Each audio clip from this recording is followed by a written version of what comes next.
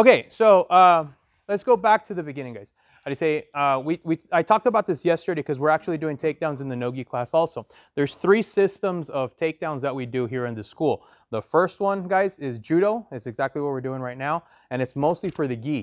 Being able to use the gi to be able to move off balance, push people, pull people, grab people, and then throw them. You understand? To me, that's the biggest thing.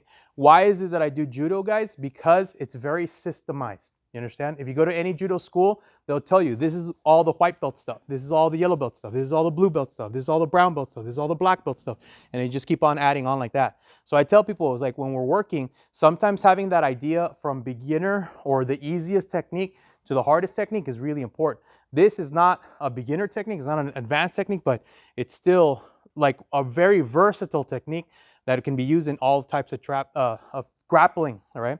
The next one is we have a body lock takedown system, guys, and then we have a single leg, double leg, leg catch system that we start working on. So we're gonna work into position. So let's say I get into position and I start controlling, and I'm always gonna do my my grip sequence. Usually my grip sequence starts left hand, right hand, and I try to grab onto the sleeve. But for whatever reason, he makes contact and he starts holding on.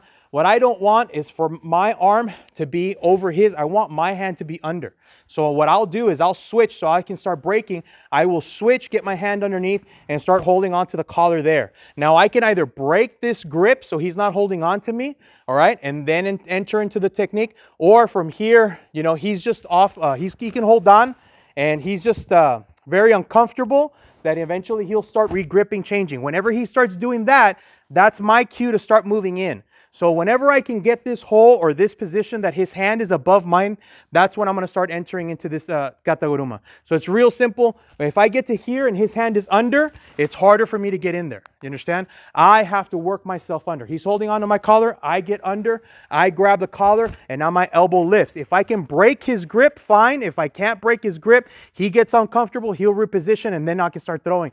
Once I get to here, this is the biggest deal. The same thing that we just did is being like straight up, having balance, I have to do underneath him. So I'm going to put both knees down.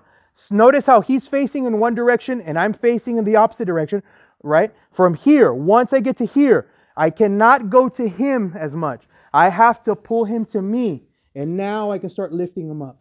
But when I get here, I have to feel that balance. If my head is reaching forward and I'm pulling him, I'm going to fall forward. I'm not going to be able to complete the throw.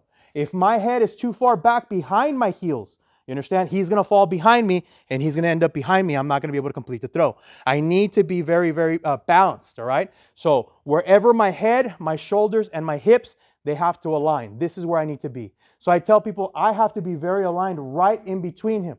It's no good if I throw my knees in front of his foot and I'm trying to get in between him. You understand? It's no good if I bring my knees all the way to the other side and he's behind me. I have to land right here, right down the middle. My shoulder should be at the knot of his belt.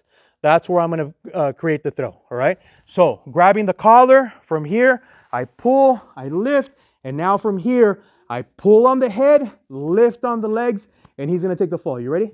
From here, we roll, and he takes the fall on the other side. Now I want you guys to throw. There's a smaller fall, and now he need to be able to complete the throw, all right? Does everybody understand? Let's stand up from this side, all right? So again, let's watch it again.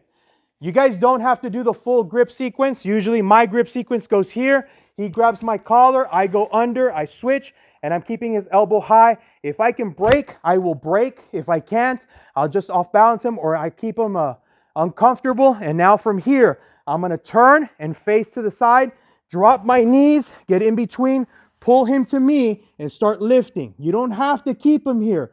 Once you get to here, guys, just start rolling off to the side and let him go sideways, all right? Really important, when I finish, I have to make a side-to-side movement, all right? Don't drop your head. Like I said before, don't look backwards. Don't look up to the ceiling. From here to here, it's like I'm throwing a cartwheel. I want to go side to side. Once I go side, he's going to make a full rotation, and he ends up on his back or on his side, and now I can get on top of him, all right? Don't worry about where you need to be. Let's just complete the throw, and then we'll start talking about it, not this week, but the following week, on what we do after we get to the throw, where we're going to complete, where we're going to be, all right? Does anybody have any questions? Everybody's okay with this? Let's try it again. Ready? So from here, I grab onto the collar. He can have his hand on top, that's okay. From here, I'm gonna turn sideways. He's facing to me, I'm gonna turn sideways. I drop down, lift, and we go all the way through, all right? One more time. Grab onto the collar, his hand's on top, I go under, I'm gonna turn and completely face sideways. He's facing behind me, I'm gonna turn and face sideways, drop to the knees, lift, and we go all the way through and try to finish, all right? Does that make sense?